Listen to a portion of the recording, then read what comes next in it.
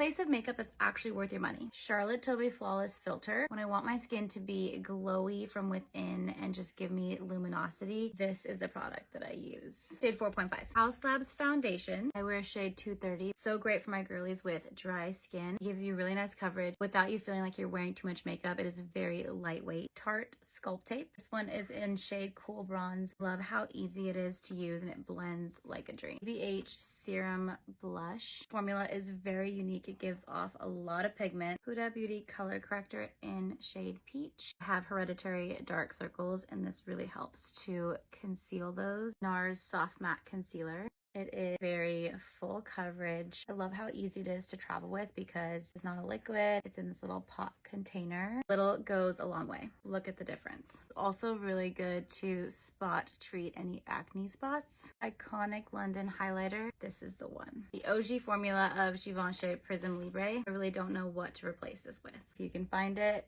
this is one of the best powders in the game. Elf Brow Lift. I have pretty thick brows. This one really holds my brows up. Nibs Baked Blushes. They are so beautiful. I mean, wow. Shade Starstruck. Urban Decay Moon Dust in shade Space Cowboy. A little bit on my lid. Gives the prettiest wet shimmer look. Totally spray.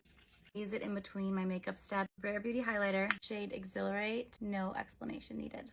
Ilia's lip crayon. Formula is so creamy. Love that it's an actual pencil. This is in shade Banquet. Too Faced Kissing Gloss right on top. One of my favorite mascaras ever is from Rare Beauty. You don't want your makeup to budge, the one size setting spray.